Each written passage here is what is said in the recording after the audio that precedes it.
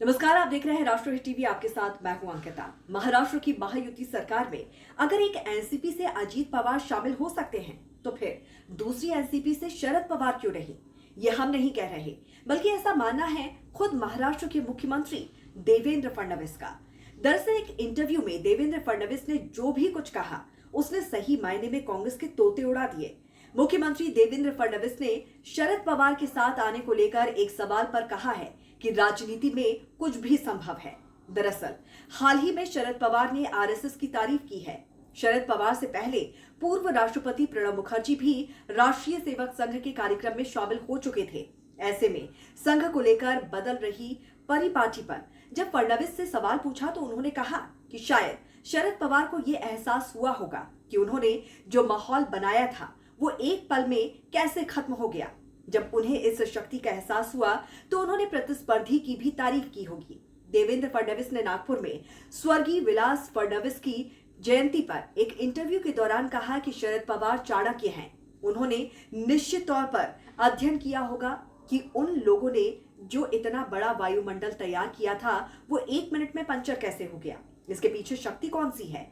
तब उन्हें ध्यान आया कि जो शक्ति है वो नियमित राजनीति करने वाली शक्ति नहीं है, ये राष्ट्रीयकरण करने वाली शक्ति है। इसीलिए उन्होंने संघ की प्रशंसा की होगी।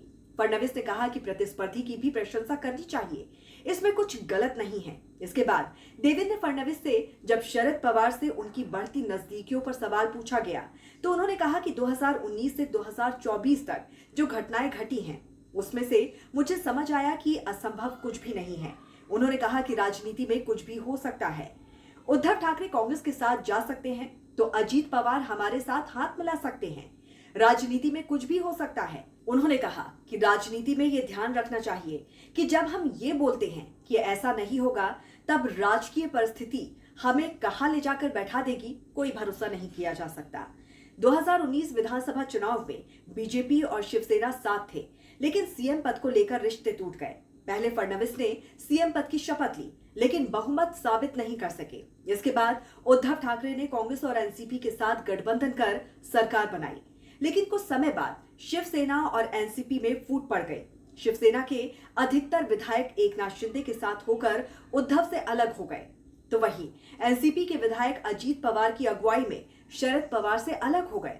जिसके बाद महाराष्ट्र में फिर सरकार बदली और एकनाथ शिंदे मुख्यमंत्री बने।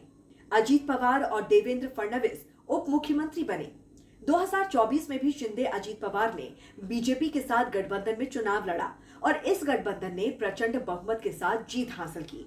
हालांकि इस बार मुख्यमंत्री देवेंद्र फडणवीस हैं और एकनाथ शिंदे अजीत पवार उप मुख्यमंत्री हैं, यानी कि परिस्थितियां किसे कहां बैठा दे ये कोई नहीं जानता। ऐसे में अगर ये कयास लगाए जा रहे हैं कि शरद पवार और उद्धव ठाकरे महायुति के साथ आ सकते हैं या फिर केंद्र में एनडीए का हिस्सा बन सकते हैं, तो कुछ भी नहीं कहा जा सकता है। महाराष्ट्र में अगर ऐसा होता है तो फिर महायुति महागठबंधन बन जाएगी, विपक्ष में सिर्फ कांग्रेस होगी। तो इस पर आपकी क्या राय है, जरूर हमें बताइए कमेंट करके। जुड़े रहिए राष्ट्रहित टीवी के साथ। नमस्कार।